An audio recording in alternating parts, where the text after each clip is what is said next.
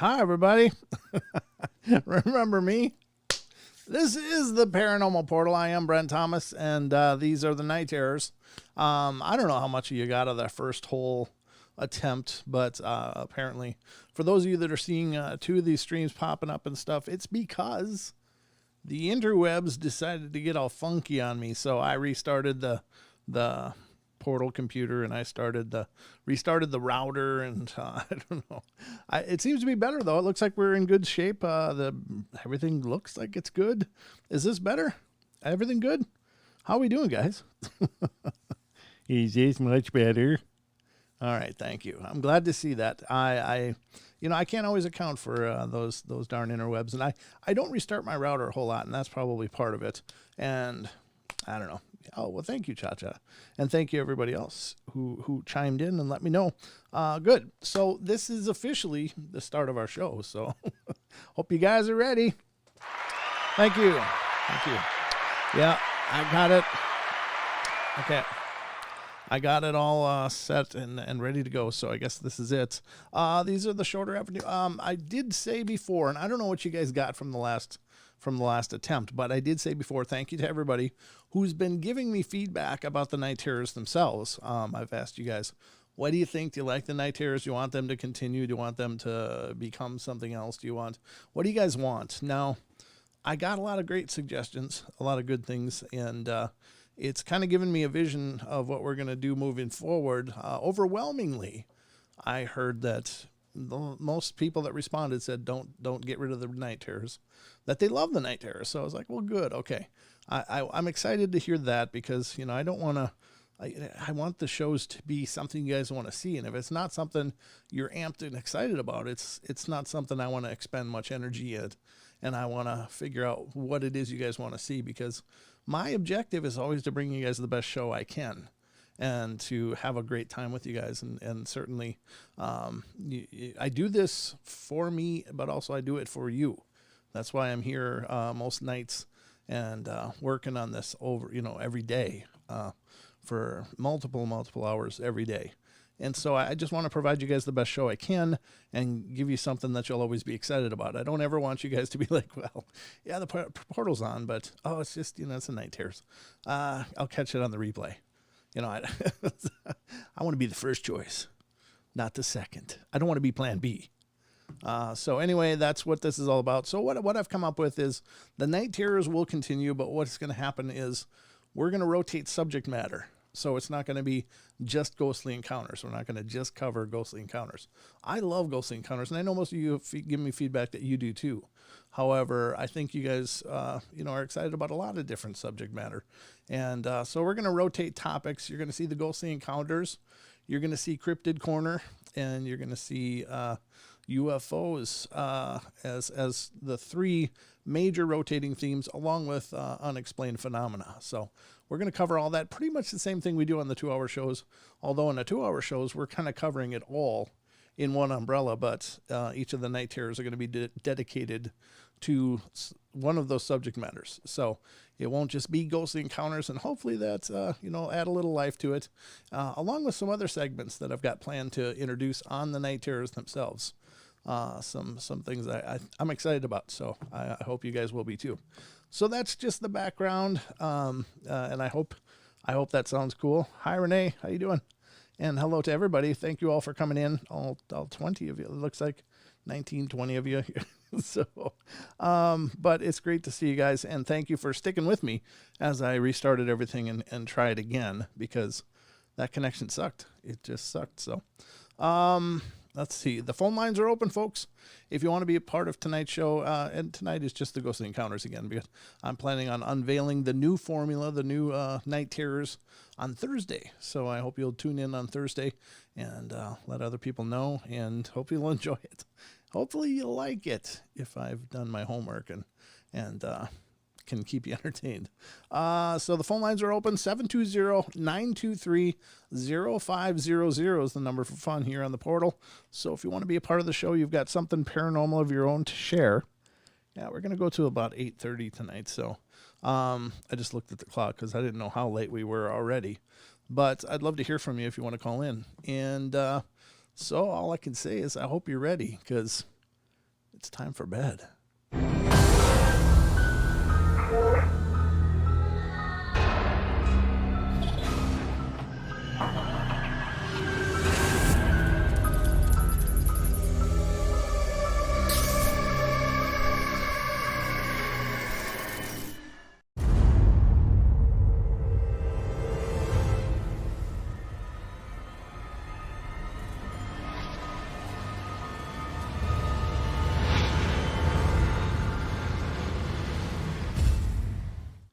All right, folks, we are underway now on the Night Terrors Ghostly Encounters number 117. Wow, we've done a lot of these. And so I guess I can imagine why the shine has faded a little bit. We've done a lot of them. I think they're all still have incredible stories, and I do love all of these stories. Well, not all of them. Some of them I don't love a bunch, but I enjoy bringing them to you no matter what. But anyway, also I just wanted to remind everybody, I should have done this in the front end, but the new podcast is being released tonight after the main show here is done. So watch for that. It's on all the major platforms. And I just want to put it out there. You know, I think some of you that have paranormal experiences are oftentimes thinking that every paranormal experience has to be Hollywood, you know, level, like The Exorcist or something like that. And it really doesn't. I love having discussions about just something strange that you've seen. When you've seen something that doesn't fit and there's no explaining it. And I love all of those things. So, you know, I think we're conditioned to expect these over the top, you know, beyond belief kind of stories where things are just exploding around you. And honestly, 99% of paranormal experiences are just like, why did my keys move? I know I didn't put them there. Why is that door open? It shouldn't be open. I mean, they're these almost really subtle things. And, you know, it may seem to you to be less interesting than, hey, you know, I had a cereal bowl chucked at me and my dog's looking at the corner whining and crying. You know, those kind of things are a little more sensational, but they don't have to be included. I love having discussions just about things that just seem weird and odd. And I think those are really interesting too, because so if you're one of those people that's holding on to your story because you're like, well, I don't think it's good enough to share, please share it with me. We'll have a discussion and can definitely get you in and have you be part of the portal as well. So just a thought, just putting it out there, but don't worry about the energy of the story. It's not really that important. The fact that you see anything that can't be explained is phenomenal. I mean, bump. That's, you know, tongue in cheek, but seriously. So I just want to throw that out there because I think that's a lot of us. All right. So I've got a bunch of stories pulled up for you guys tonight, and I hope you'll enjoy them. I hope I'll enjoy them too. Sorry, I'm dry. Running around the house, pulling the power on the router and running back here and booting everything up. Whew. It's like aerobics. All right. Or the closest I come to aerobics, which is not very close, as you might be able to tell. All right, so South Carolina is the first story tonight. It has to do with apparitions, voices, and touches. And it's a pretty short story, but it says, before I share the story, I want to just tell you guys a little bit about me. I've always believed in ghosts, demons, etc. I believe in the afterlife and how some ghosts can't find the light and like to scare the living pants off of us. But anyway, I'm getting a little off track here, so this is my story. This happened about a week ago, and I said goodnight to my parents and brushed my teeth like I always do, and I went to bed. I was lying in the bed, trying to go to sleep, but could not shift the feeling that I was not alone. I closed my eyes for about 2 seconds, and when I opened them, I saw the face of a little boy who appeared very sad. I tried to get a proper look, but he was gone as soon as I saw him. The next morning, I told my sister, who didn't believe me. Now, every night, I see the little boy's face for no more than 5 seconds before it disappears. I don't feel any negativity from the face. I have a Bible in my room, and it's open to a prayer that protects me. I feel really sad for this ghost because it looks so sad and helpless. I think he needs help finding the light, but I don't know how to help him to get him to the light. So anyways, what do you guys think it is? I'm not scared of it, but I'm curious. Should I talk to it? Give me your comments. I would be really, really careful about that because and it's something I've repeated many times on the show, but it always starts out with a cute little kid. And, of course, anybody who's a normal person, and I know there's abnormal people out there that are sociopaths or psychopaths or whatever, but I'm talking about the general everyday person. If they see a child that needs help, it's almost a genetic coding within us that we want to help. And, it always starts with a little kid and sweet ideas and of helping and being, protective of this being. And it ends in scratches and exorcisms and all kinds of problems and screaming and crying. So I would just be really, really careful. I'm not a big proponent of children's spirits. I think they are out there. I don't know why. I don't know how that happens, because it just seems to me if there is indeed this divine being, and I believe there is, this divine creator and protector, then somebody should come and take these gentle spirits home. They shouldn't be just left in a closet in some, unknown house in America or around the world. That just doesn't seem right to me. But I'm not in charge, so I don't know what's going on. But it seems to me that, if you consider what a dark spirit wants, and it may want to possess you, and I'm not just talking demons. There's things like walk-ins. These are dark human spirits that maybe feel like they were cheated of life, or they had, they felt like they deserve to live longer, and so they refuse the light, and then they linger and they watch and they look for opportunities. Apparently, they are reportedly from a lot of my early learning in this field. Apparently, they're believed to be around bars quite a bit and hospitals, because they're looking for holes in people's auras where they can get in and attach themselves. And, they may try to take over. They may try to take over your life. And so, I don't know. It's kind of a long roundabout way of saying, yeah, I mean, it could be really a kid spirit, but it could very well be something else. So if any of you out there see little kid spirits, be cautious. Be very cautious. So anyway, let's continue. All right, the next story is coming from North Dakota. Wow, this is one we don't see a lot. No, North Dakota's kind of pretty. It's pretty flat, but it's got some really beautiful areas. When I drove through, coming out here a couple times to North Idaho, where I live now, I liked the North Dakota plains. It was really kind of cool. It was kind of like driving through Dances with Wolves. It's like going through that whole landscape. But anyway, this has to do with haunted places. And it says, when my family moved here from Nebraska, it was the beginning of summer vacation. I was a hyperactive first grader then, and Mom didn't want me in the way of the unpacking. So she enrolled me in a day camp program for kids through the 5th grade through the YMCA, where counselors took us to parks and swimming at the lake on a daily basis. I had 2 friends there, Nikki, who was older than me and a leader of the group, and Tracy, who was younger than me and would follow Nikki and me everywhere. I was sort of a sidekick to Nikki, the one who always stood behind her saying, yeah, whenever she was in a spat with another kid. So anyway, on to the ghost part. Everyone told us never to use the bathroom alone. It's okay to go to the ones in the locker rooms by yourself, but never, under any circumstances, go to the one by the front door by yourself. Same goes for the ones by the computer room. But being little kids, we followed this rule pretty closely most of the time. There was one time, though, when we were changing from our clothes into our bathing suits, getting ready to go in the lake, and it was just the 3 of us in there when it started. We were all mostly naked and searching for our bags and our suits, so we're pretty much trapped. There was a loud wham noise. We looked at each other and shrugged uneasily, and went back to searching for our suits. And then we heard the noise came again, accompanied by a yelping quack. What the hell's a yelping quack? Like someone stepped on a duck. We froze, staring at each other with wide eyes. The blinding lights that were always put in public restrooms flickered and then dimmed, taking on a yellow color.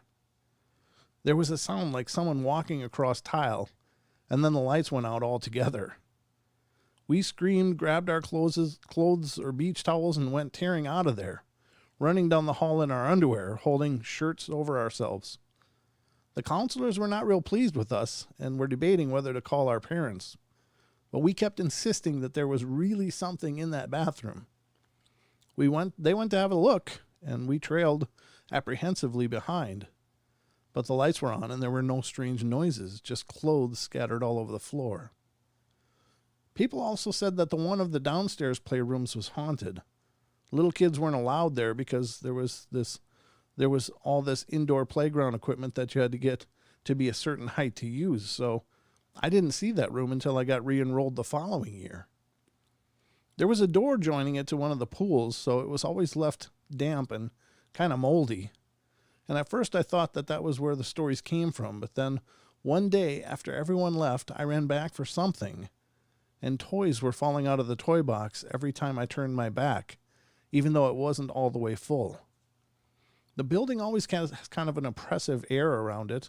The adults say that's just from the mold and the damp. They know it's full of mold, and they're still sending their kids there, which they've been trying to get rid of ever since a pipe broke a few years ago, but all the kids believe it's a ghost. Now, that's creepy. Yeah.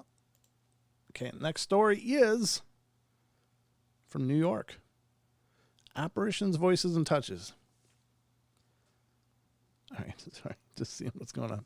Hey guys, I'm back for another story from my childhood. Good. It's obviously somebody who submitted other stories, but the following experience took place when I was around 14 or 15 years old. Strange and unexplained events took place in the apartment I lived in since I was about 4 years old. I've seen, heard, and felt things that both frightened and intrigued me all at the same time. My parents were also very aware that there was something going on in that apartment, and through the years became used to the activity and learned to live with it. My father even named the ghost George. Early one evening when I was a teenager, I was getting ready to go to meet some of my friends. Both of my parents were out. My dad was working, and my mom went to visit a friend. I remember it was late fall because we had moved the clocks back, and it started to get dark at around 5 p.m. Now, I'm not sure exactly what time it was, but all the lights in the apartment were off, except for my bedroom light and the kitchen. I was standing in front of my dresser looking in the mirror and blow-drying my hair.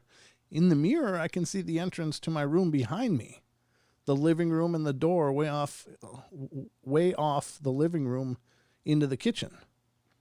As I am blow-drying my hair, I see in the mirror a black shadow start to form in the doorway to the kitchen. I thought my eyes were playing tricks on me, so I just brushed it off. A few seconds later, it was a full-body apparition of a man in a black suit, long white beard, and a black hat. I was frozen solid and just watched as the man walked into the living room and disappeared into the closet that was on the other side of the sofa. When I realized what I saw, I spun around so fast that I knocked everything off my dresser and onto the floor. I remember shutting off the blow dryer and throwing it on my bed and headed for the door. I ran out of the apartment with half my head wet and no jacket. I didn't stop until I got to my friend's house. When I got there, I told her what had happened and made her come back to the apartment with me. Well, she was hesitant, but I promised to turn on all the lights and be really quick about straightening up the mess. Later that night, I told my mom what I saw and described the man exactly the way I saw him. She was kind of skeptical, but couldn't deny that there was something going on in that apartment. About 4 or 5 years later, I'd moved out and started living on my own. One night, I get a call from my mom, and she says to me, "You're never going to believe what just happened." My mom went on to tell me that she and her friend were in the kitchen having tea. My mom said I turned around to take the teapot off the stove, and her friend jumped up out of the chair and said, "Oh my God, Linda, look. Did you see that?" My mom said, "No. What? What did you see?" Her friend said a man just walked through the wall passed right through the kitchen table and into the closet. I said, Mom, what did he look like? And she said he had on a black suit, a black hat, and had a long white beard. I said, oh, so she saw George. She named it. We never found out who the man was or what connection he had to either the house or the land before that the house was built. But I hope you enjoyed the story. Thanks for reading. And that could very well just be a residual situation there. The man doesn't ever seem to interact with people. He's just doing a circuit. It's just a path. And somehow that imprint was left behind. So that could be just a residual haunting. Just an energetic recording that's replaying over and over for whatever reason. And it's never really easy to tell why that is. Sometimes those residual events are calendar related. What time of the year, certain points of the year may trigger them. And that could definitely be the case in this one too. But that's pretty powerful, even though they're not intelligent. So, I mean, in that case, if it isn't, it's not really a dangerous thing at all. It's like, it's about as dangerous as watching your television. You're seeing an event take place, and they aren't actually intelligent. There's no actual spirit there. It's just an imprint, just much like the frames of a movie. And for some reason, they just spit out again every once in a while. And I think that, I can't say I've ever experienced that. Everything I've ever experienced seems to be pretty intelligent, but I'd have to say that, I would think that to have that glimpse would be kind of an honor, because you're really looking through time. And no, that's another possibility. It's not an imprint at all, but there is maybe something of resonance going on in certain places where you get little windows back in time and you're actually watching events happen. And that could account for why there's no interaction, because those people aren't really aware of you, but you're aware of them. So it's almost like a two-way mirror. The people on the other side are seeing their reflection. They're just seeing their world. But for some reason, some kind of dynamic is happening that's giving us in our time the ability to kind of peer through that and look back in time and see what was going on in that same space at a different time. And I kind of like that explanation. I mean, I do believe that everything is energetic, and as such, everything can store impressions. I firmly believe in psychometry, where mediums or spiritualists can touch objects and get impressions from them, from whomever touched them, and be able to read objects and what may have gone on in their history. And so that could be, kind of along the same thing as a residual haunt. But, I don't know. It's kind of up to you guys to come to your own conclusions, I guess, because nobody knows. The stuff is not sorted, but these are just things that occur to me. I like that story, though. I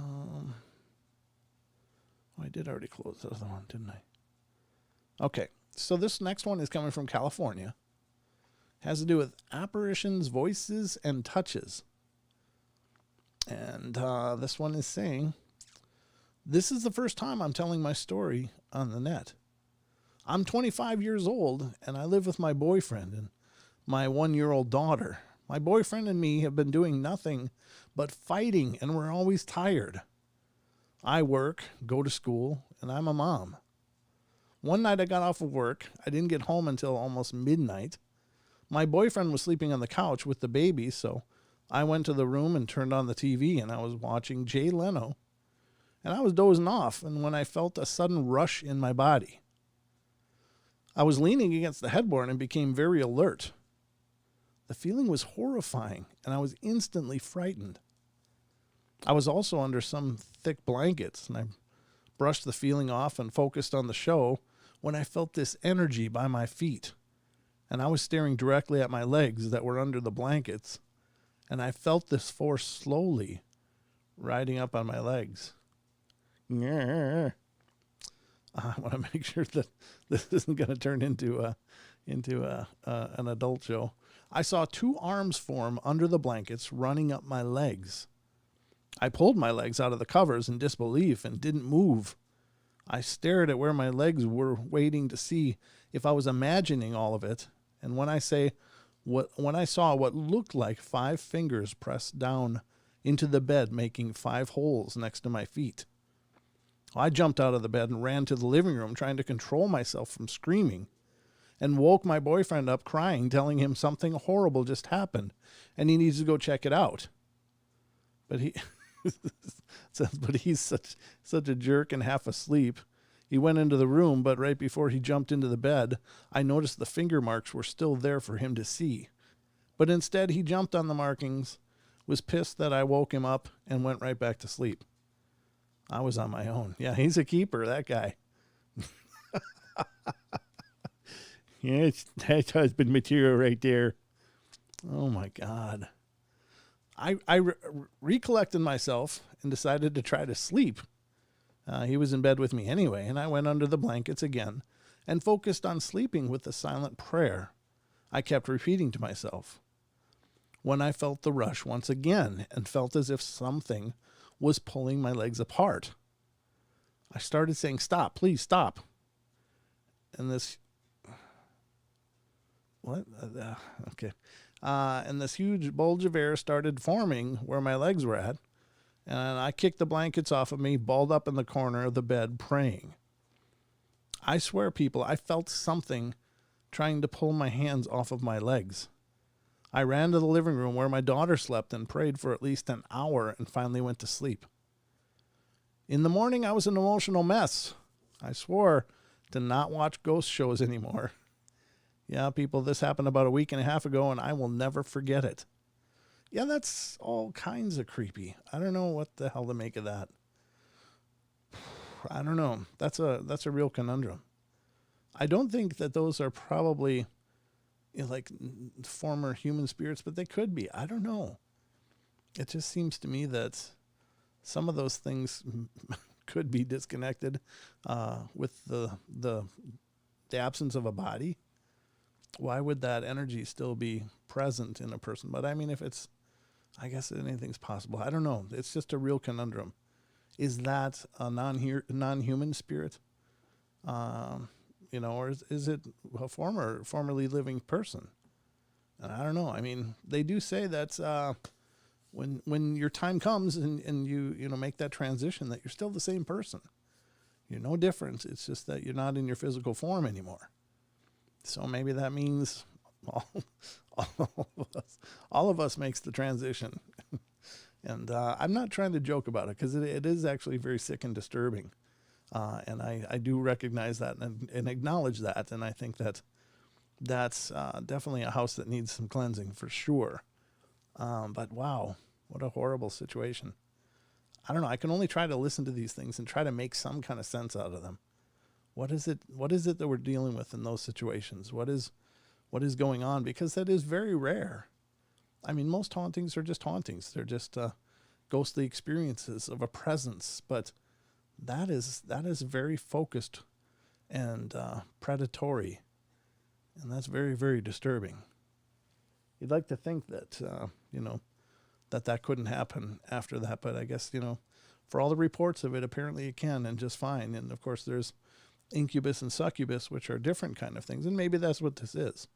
Maybe it's an incubus that's coming after her. But yeah, that's horrid.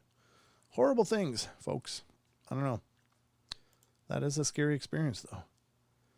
Okay, so this one is coming from Rhode Island, folks. And it has to do with haunted places.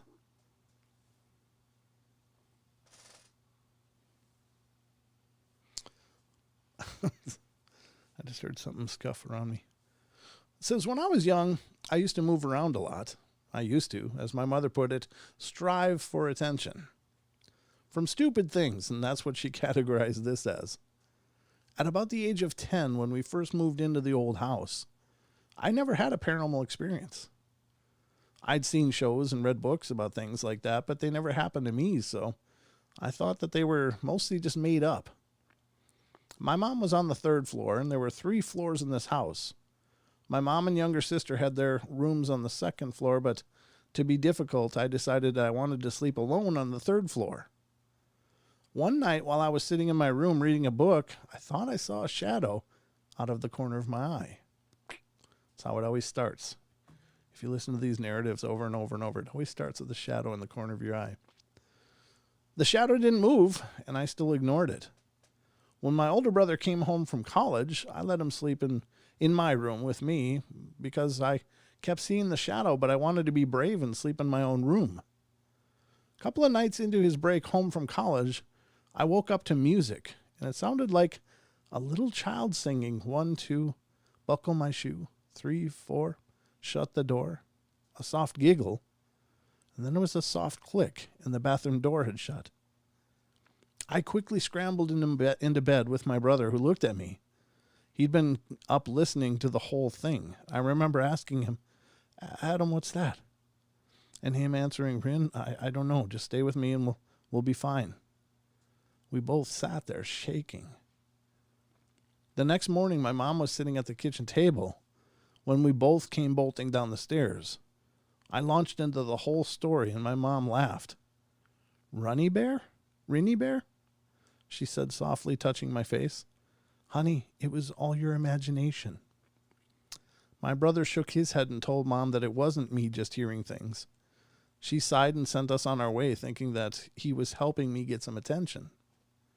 She ignored it until one night we were all sitting in the kitchen eating dinner, and we were sitting there, and all of a sudden there was a giggling going on in my little sister's room. Then there were footsteps and more laughing. My mom went upstairs to check, and there was nobody there. She insisted that it was all of our imaginations and continued to ignore it until about a year after we moved into the house. And then no one had been harmed, but since she was watching Anna and I trying to hold down a job, she sold the house. The people that bought it turned out to know who lived there before us.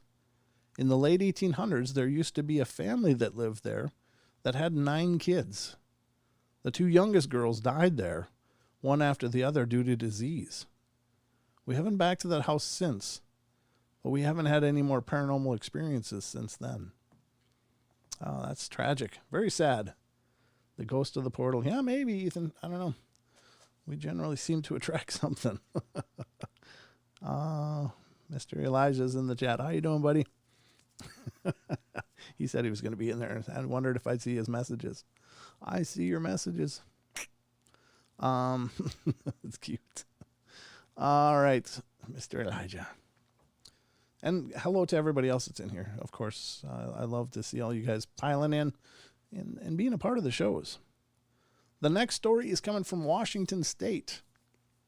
Has to do with a haunted life. How long is this? No, it's not. It's kind of a medium-length story, I guess. A little longer medium.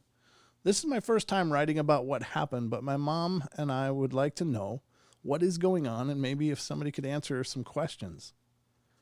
I've read all about shadow people, and this is not a shadow person.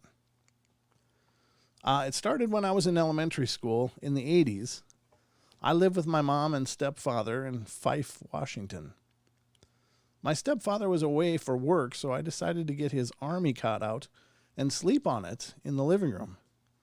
Well, I had no problems falling asleep, but I was awoken in the middle of the night by things being thrown around in my room. The curious person I am, I went to check it out. When I got to the door of my room, my closet opened up, and a very black, at least 7 feet tall, his head was almost to the ceiling, red-eyed, looking like a man, not see-through at all, paint a human basketball player with a black paint and red blood red eyes, started walking towards me. I didn't run or scream. I just looked until he touched me. And at that point, I ran to my mom's room, and of course, I told her there was a monster in my room, and then she pushed me into her room and locked the door. The next night, I decided to be strong because I wanted my stepdad to be proud of me, so I slept in my room. My room had a bathroom in it, and I had my mom keep the light on for me so I wouldn't be so scared. It turns out that the light doesn't matter, but this time it was different. What came to me that night looked like a king and stood in my doorway with a sword. I was completely terrified and had no way out of my room, so I very quickly learned the alphabet backwards and fell asleep. On the next day, the very next day, I was approached by about 7 kids my age that I've never seen before. They asked me if I would come and play, and I asked my mom, and she said that I could go with them. So we went to a woman named Mary's house, and we played, but while we were there, she got very ill. And this is where it gets strange. As I was helping Mary, I looked around, and I was the only one there. My mom talks to me about it and admits the reason she locked the door is because she'd seen the black, red-eyed thing also, and to this day, she still does. My grandmother told me that my mom carries demons with her. They follow her, but we are more worried because my 2 girls are seeing this creature now. My oldest has seen it in my room, watching me sleep. My youngest sees it in the hallway by my room. It is as solid as a human is, black as paint with red eyes, very tall, and not afraid of you. It will not run from you. Please help me figure out what this is. I have so many more things happen to me, but I don't want my children to suffer from this. Yeah, that's really freaky. I don't know. She seems pretty convinced it's not a shadow person. And maybe it's not. Maybe it's something else. I'm sure there are absolute, I don't know, there's absolute catalogs of things that could very well be around us. If you look at the lore from around the world, there are thousands of different spiritual descriptions. They generally get categorized in they're this, but there's either not everything is a shadow person, not everything is a demon, not everything is a ghost. There's all kinds of other things. There's elementals. There's transdimensionals. There's so many other possibilities of things that it could be. I don't know. That's very weird. So these kids ask this girl to go play, or this boy. I don't know, is it a boy or girl. The name is Snow White, so it's a girl. And they go over to the house and play in this yard, and then the woman gets sick, but all of a sudden the kid's alone with this woman trying to help her feel better. That's very strange. I don't know. I don't have an answer for that. I mean, granted, again, these could be embellished quite a bit. They could be far stretches from the actual story, but, I don't know. All we can do is read them at face value. Here's one from California. It's got a miscellaneous category. Not real long, though. And it says, I used to travel the country quite a bit while in my 20s, and I was getting ready to take a bus ride from Kansas to San Diego. A few days before this trip, I had an odd dream. In the dream, I was a passenger in some sort of large vehicle along with a few people unknown to me. And we were traveling through a city. It was dark. And as we went down a hill, I noticed the street was flooded with water, making the lane a sort of raging river. In the water, which our vehicle went through with no problem, there were huge alligators snapping at me in the air and swimming alongside of us down the hill. As we reached the bottom, I noticed a house on the corner. It was 2 stories tall, tan, and the lower level living room had an uncurtained window through which the light of a shadeless lamp shone. The lamp sat on the table in an otherwise bare room. I somehow got out of the bus/van and made my way to the house. Inside, I was met by my sister, and a few minutes later, by my best friend at the time. As I made my way through the house, looking through the various rooms, they followed me, trying urgently to tell me something that I either could not understand or now do not remember. All the rooms were pretty much the same, dark, and with little furniture in them. The downstairs lamp seemed to be the only light source, making shadows dance on the walls as it flickered. I stood at an upstairs window, looking out into the city before waking up. The dream didn't frighten me. I just found it odd, and it quickly faded from memory as I was preparing for my trip out west. The bus trip was nice, if not uneventful, and toward the end of my journey, I found myself in Barstow, California. Around 2 or 3 in the morning, we stopped at a deserted bus station to drop off some packages and to stretch our legs. before moving on towards Los Angeles and finally San Diego. I'm not sure why, but this bus station seemed eerie to me. And although it was well lit and clean looking, I was happy when the bus driver, coffee in hand, started the engine up and pulled back out onto the street. As we made our way through the silent sleeping city, I was suddenly hit with deja vu. I'd never been to Barstow before or since, but I suddenly knew every turn we would make and what we would see. Then we began to descend a hill. There was no raging river or snapping alligators, but I recognized the stores and buildings we passed and knew what would be at the bottom, and sure enough, there it was. The 2-story house on the corner. It looked exactly as in the dream, except there was a curtain covering the window, in which I saw the table with the lamp on it. There was still a light on, though, and I could see the shadows of people moving about behind the thin fabric. I often wonder who those shadows belonged to and why I dreamed of that place before having actually seen it. I wonder why I dreamt of it at all. Now, that is weird. I don't know. Strangeness, folks. That's why I love this paranormal stuff, though. There's no easy answers. It's all unknown. Look at all you guys. Good to see you guys. Thanks for coming. I hope every one of you that's in here is currently subscribed. Let me just do a roll call quick. I really appreciate that you guys stuck with me. Actually, there's not too many people chatting, actually. There's Aaron Heisner, Cha-Cha, Chris Jarvis, Elaine Clifford, Ethan Seal, Les Hints, Android Purity just popped up. Aaron Heiser, Les Hints, MCAT. How you doing, MCAT, brother? Midnight Story Productions. Oh, that's cool. That's a new name, I think. I think you're a new name, but welcome to the show. Thanks for coming in. Let's see. Oh, brother, you love to hate. Hey, brother, you love to hate. More names are popping up now. Midnight Story Productions. That's cool. I like that name. Sandra Piper. What happened? Smokin' Joe. Smooth Landon. Taz. And Vinny Barbarino. Welcome back, Cotter. I love it. Vinny Barbarino. That was John Travolta's character. Now I'm old, right? Now you know how old I am. It's okay, because I'm really immature. Rachel gets it right. How you doing, Rachel? She popped up, too. So good to see you guys. Thank you so much for being here. Someone else. Oh, Law of One. Hi, Law of One. You just popped up, too. So welcome, everybody. I like seeing the new names, man. That's really cool. That is awesome.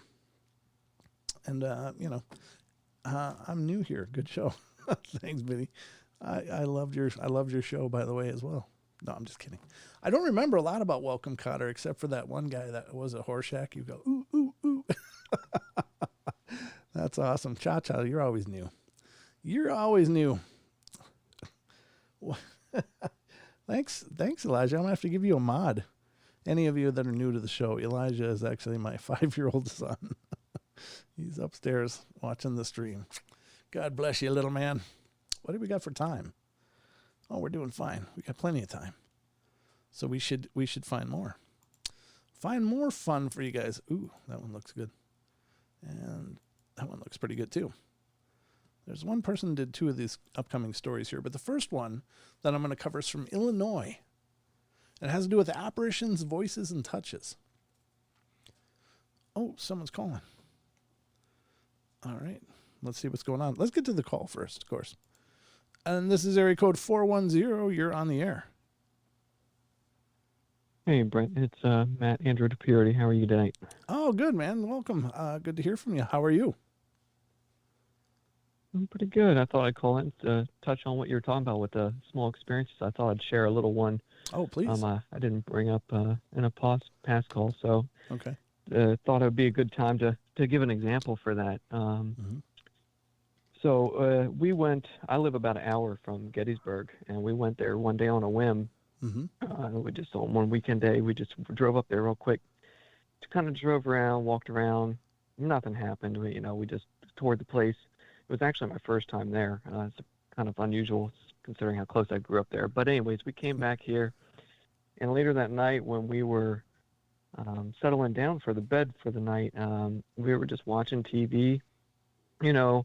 and laying in bed, and our cat was with us, and all of a sudden our cat had basically, looked like she was like looking at a bug flying around in the air or something, and we're looking around, we don't see anything, she's sitting there, just she looks back at us, I guess seeing like, checking her, do you guys see this?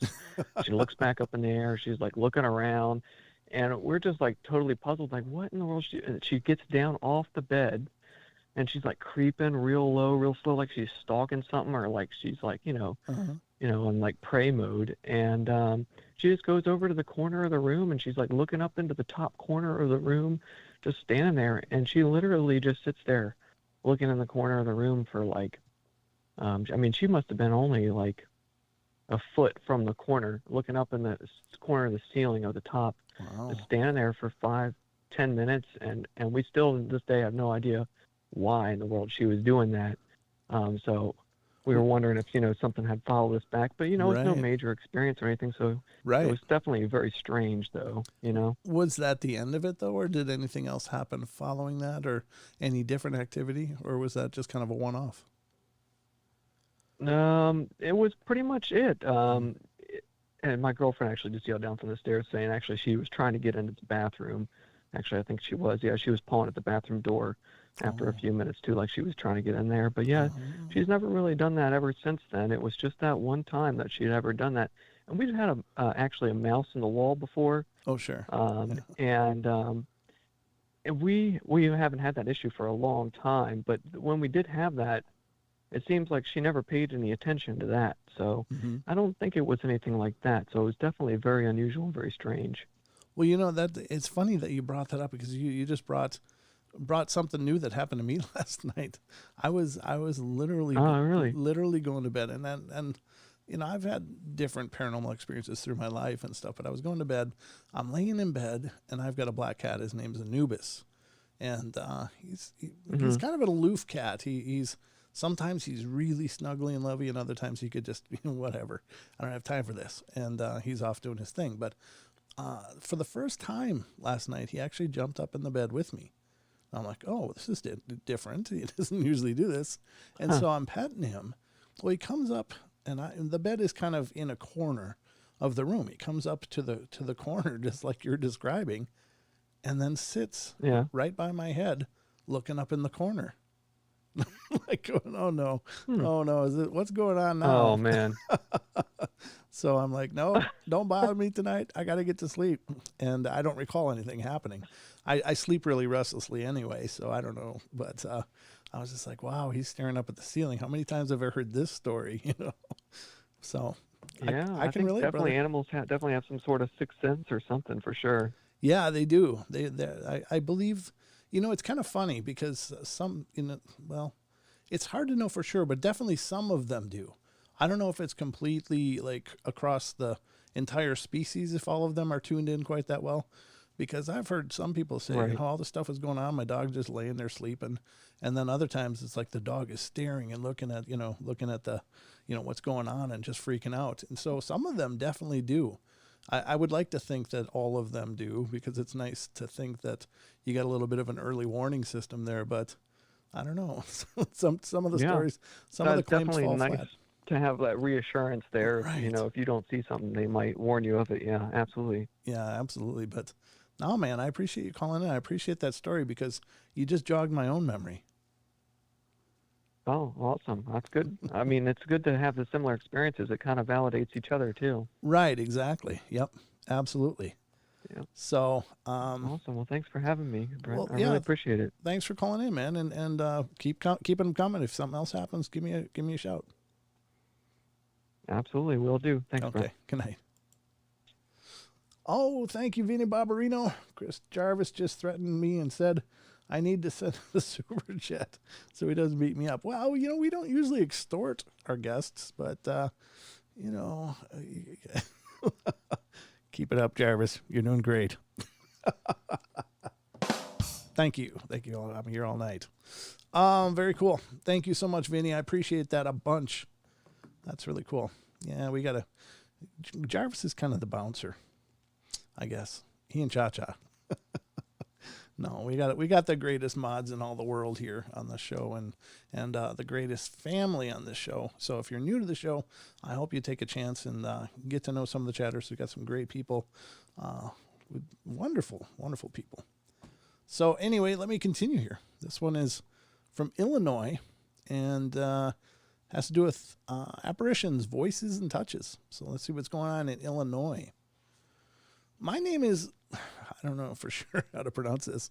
Ligia is Ligia or Ligia or I don't know. I'll say Ligia. And I had quite a fright tonight. I was having a normal evening of movies and dinner in my bed. Just, is there anything better? I have to say, I love the paranormal. I always have. But I've never seen anything up until tonight. I often read the stories on the web, and I always wondered what it was like to really see something. But now I know. It takes a lot to scare me, and I'm used to feeling like I'm being watched, and I do believe strongly in the afterlife. That being said, I will begin my story. I was in the basement alone on my bed. Everyone else is sleeping as usual. And I'm the night owl in the house. I got up and got my clothes out of the dryer and started folding them to have them ready for the morning, and all was well. I was singing a tune in my head, and when I got a strange feeling, I turned to my left, and that's when I saw it. The creature was like 3 steps away from me, behind a shirt that was hanging in the basement. It stared right at me. It wasn't very tall. Well, I'm 5'4", and it was my eye level. In a second, it was gone. It was brown, but it had holes in it. I mean, you could see right through it. And I saw its hands with long claw-like fingers. Ew. It startled me, for sure. And I gasped, and just like that, it was gone. Or so I thought. Since I'm very interested in the unknown and the unseen, I foolishly asked, "Who's there?" I guess that wasn't too smart. A minute later, I heard a rapid whispering in my ear, and my ear tingled, and that's when I really got a bit scared. The voice was a male voice, and I could not tell what it said. It did, however, not sound too friendly. I'm open to suggestions. I would start with sage. Definitely start with some sage and sweetgrass and start cleansing. Frankincense, the works. Yeah, that's not, if it appears that way, that's not the kind of ones you want hanging around. That's pretty disturbing. If it appears like it has holes, it's got claws, and it's creepy, then that's not a good sign.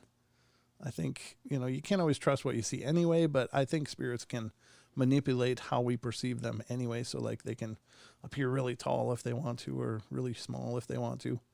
But I don't think we can judge them completely on the physical observations. But that may be some truth of it. Maybe it's some really twisted soul that was once human. Maybe it never was. But that's creepy. And of course, again, this is one of those stories. Like, this is why I don't really research my own house. Because, and I don't know. I mean, there's different schools of thought on this. But I don't research my own house, even though we've had a lot of activity here. And there was a suicide in this house years ago, but years and years and years ago. But the thing is that I think when you investigate, you are acquiescing to a contact. You are encouraging a contact. And I don't know what it is exactly. And I've talked about this on the show a little bit, trying to put my feelings into words. But it seems like there's always an escalation, in some terrible haunting cases. And they start out really, pretty small, with small little events, small little weirdness. And as either fear is developed, or as the people, start to look closer and closer, fear, of course, is said to feed some of these entities. Like, they want us to be afraid so they can subsist on that energy. And maybe that's because they're cut off from the divine light. Maybe it's because of some other reason. I don't know. But the other thought is that by asking, is anything there? Well, now you've engaged in a contact. And that is, it's almost like a permission. that you're granting a permission for this thing, this being, to exert itself even more. It's like, for some reason, it doesn't seem like they can just come in and just start, going crazy. It's got to build over time. It's almost like they need, for lack of a better term, almost like a permission. And they elicit that permission either through our fear. Maybe our fear is a surrender, and us being afraid empowers them and gives them dominion over a space, or, in the case of communication and trying to create contact, that is also a permission. So from there it can escalate. So this is a great example. This person saw this creature there and thought, well, is there something there? They saw something there, and then they asked the question, and boom, suddenly it escalated and became even more personal. So be very, very careful of that. And I, you can't take this stuff as gospel. Nobody knows. But I'm gauging my opinion off of reading and researching, thousands of stories and personal claims and stuff. And that's my opinion of it. And, take it or leave it. It's up to you to decide what your truth is. But I don't know. It's the reason I don't run around here with a voice recorder asking questions or, trying to take images to see if something will show up. I believe there's something here, but for the most part, it doesn't bother me. And for the most parts, I don't bother it. It seems to be peaceful in this way, but I guess if it ever escalated, and every once in a while I cleanse anyway. But just my 2 cents, whatever that's worth. And again, I'm never trying to portray myself as an authority. I don't believe there are any. There's no experts, but these are just my hypotheses or whatever have you. But I think there's something to it. I really do. Okay, let's go to the next one. And this one is really long. That's a lot of words. Well, this is okay. Yeah, I got to read it. It sounds like a good one. It's a longer story, and let me look at the time. This will probably be the last one, but we're going to go a little over time because you guys stuck with me when I was having technical problems, so I'll go longer with you guys. How long is this last one? Just so I can look. That's pretty long, too. All right. This one is from California. It has to do with miscellaneous. It says, with my mom's permission, I am submitting a haunting she experienced as a child. This is her story. When I was around 3 years old in 1951, I would go to sleep every night around 9 p.m., as did everyone else in the house. This would happen at my grandparents' home on El Dorado Street in Pacoima, Los Angeles, California. My parents had broken up, so I went to live with my grandparents, who had just moved down to Southern California. There were about 8 other relatives living at this new location. My grandparents, 3 of my uncles, my mom, my little brother, and my baby sister. I was about 3 years old when these recurring hauntings would take place. The house was under renovation, and the bedrooms were being remodeled, so no one could sleep in them at the time. I slept in the living room on the floor about 20 feet in view of this large old stone fireplace. It was large enough for someone to stand in because the garage was converted into a 2-bedroom apartment. My mom slept there with my little brother, and my uncles also slept in the second bedroom. My baby sister slept in my grandparents' master bedroom, so I was left alone to sleep in the living room. At the time, I didn't mind sleeping alone in such a large room. It was a big living room. Everyone in the residence was asleep, and then it would begin. I would hear a bell jingle from far away, and this would wake me up. And I could hear the jingle getting louder and louder, as if it was getting closer. The sound was coming from the kitchen, which is behind me, where I was laying down with my feet in the direction of the fireplace. I rolled over a little bit to look into the kitchen, and I could see under the corner of the kitchen table, and to the right side of the table was the back door that would lead outside. This old door had an old-fashioned skeleton keyhole, and I remember directing my view at the door because I could hear the jingling coming from it. Then I saw smoke coming in the kitchen from the door, and it would drop down towards the floor, and it started to grow into ghostly forms. I was scared just seeing this. I didn't want to scream because I didn't want to scare everyone else in the house too. It was the dead of the night, and the smoke appeared white and began to form into life-sized horses and soldiers with medieval armors like knights. And while these ghostly figures formed, they were walking or trotting into the kitchen and heading straight into the living room where I was on the floor.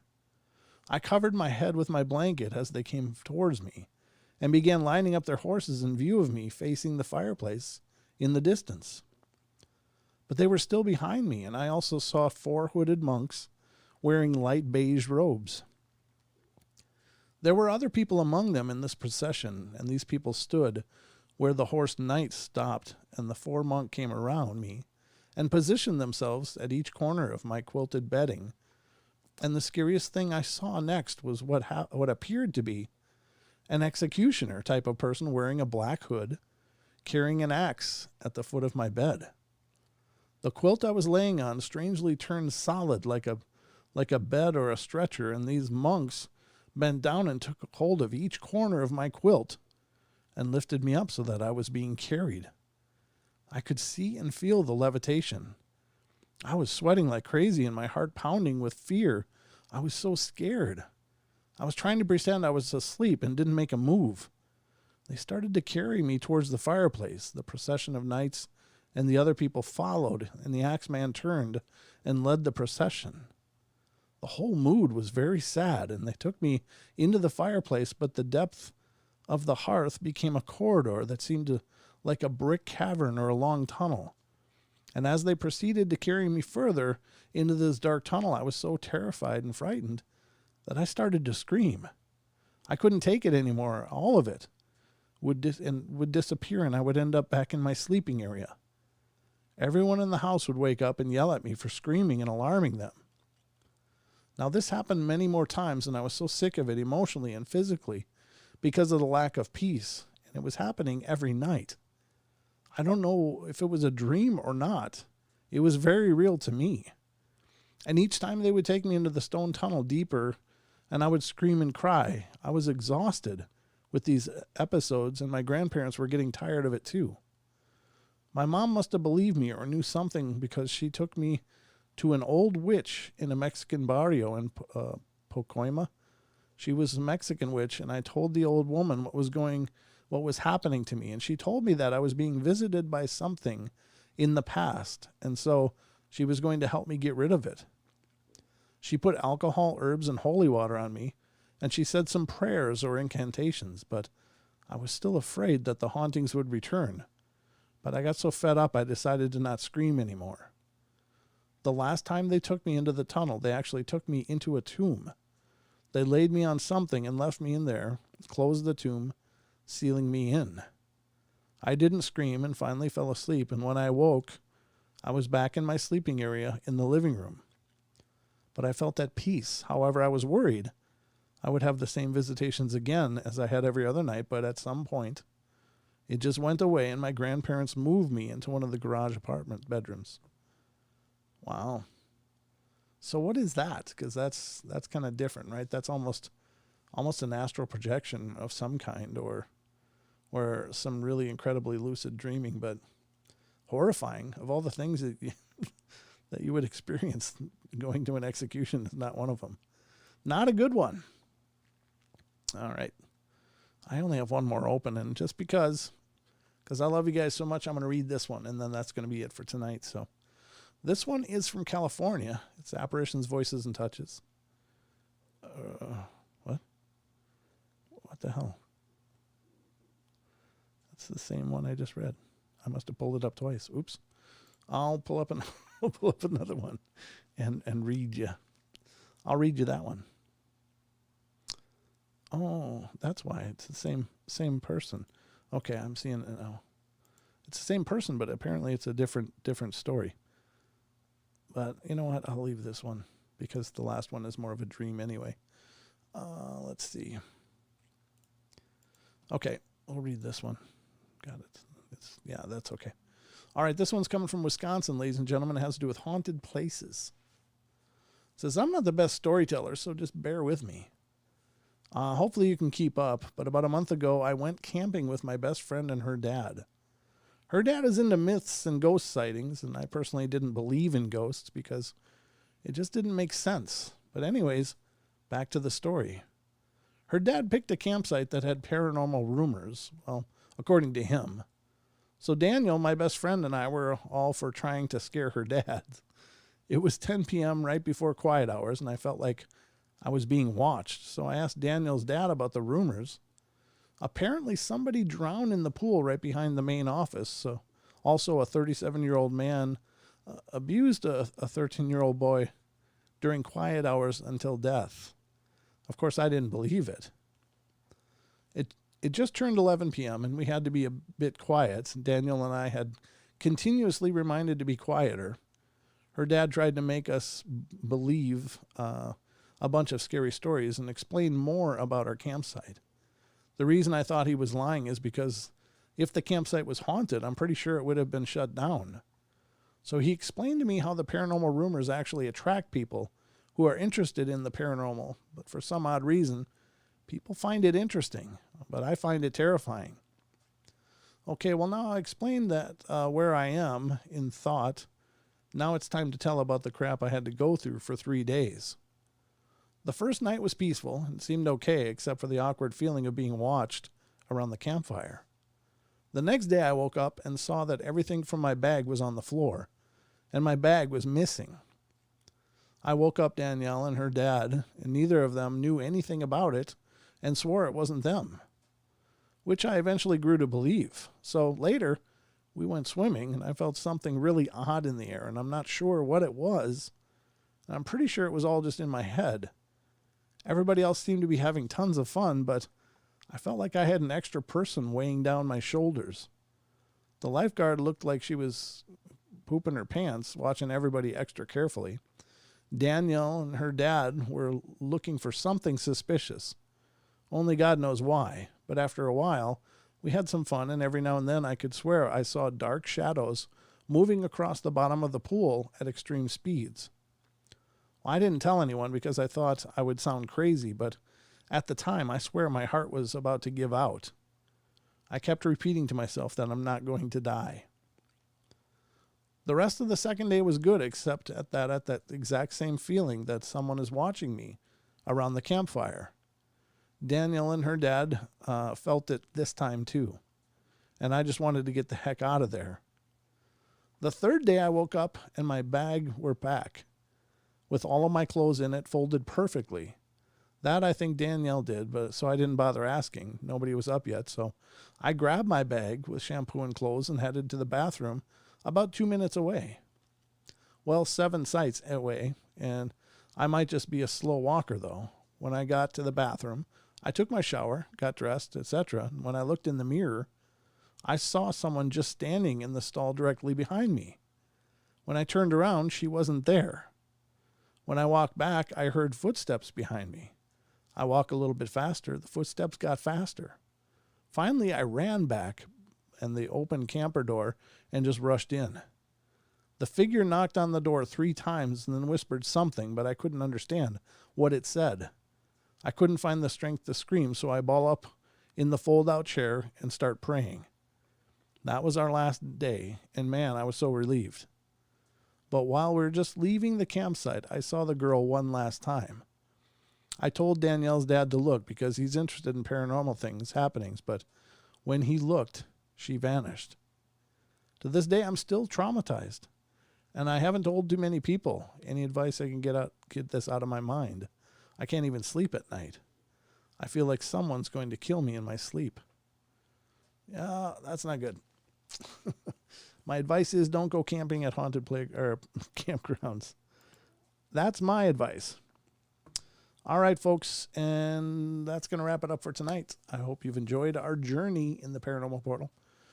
Keep an eye out for the podcast coming up in just a little bit, and it'll be released, and hopefully you'll listen to it, enjoy it. If you're listening on iTunes, we'd love for you to leave good ratings. That would help us a bunch. If you're listening on Stitcher, if you're a Stitcher listener, leave us ratings there. We're newer to Stitcher by a year, and we aren't as established. There's no phone call. There's no phone call. I see the people making the phone things, but there's no call. What was I going to say?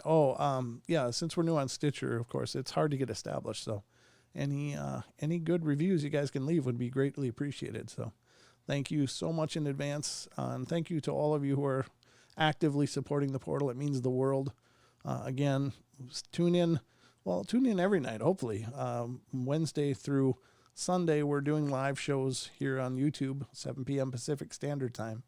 So on Thursday, I'll be unveiling the new Night Terrors, and hopefully you guys will enjoy that. Oh, there's the phone call. I see one now. Let's get to the phone before we go here. And this is area code 617. You're on the air. Hey, Brent, it's Warchild. Hey, Warchild. How you doing, man?